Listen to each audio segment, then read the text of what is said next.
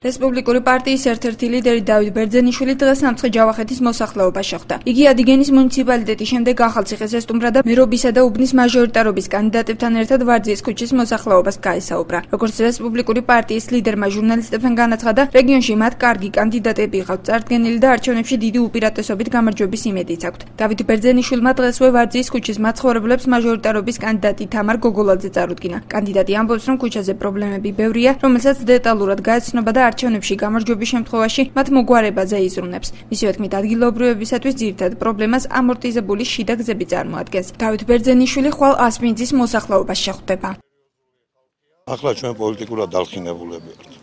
ამიტომ პოლიტიკური კულტურა მოითხოვს, როცა გიჭირდა და ხალხს თხოვდა შეხვედრას და ისინი რისკავდნენ და მოდიოდნენ.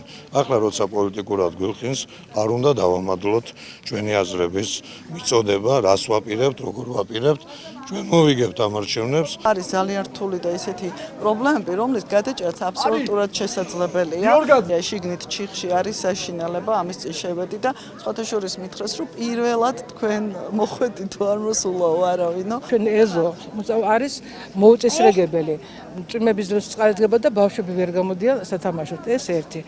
აი ამ დროს წვიმების დროს კი წყალი არის საშინლად მღვრია. ესეც გასაკეთებელია და ბავშვებისთვის წყალს ჯერ გადასახად სიმხელას ვიხდი და წყალსაც კი ვყიდულობთ ამ პატარებისთვის, რომ არ მოიწამლონ.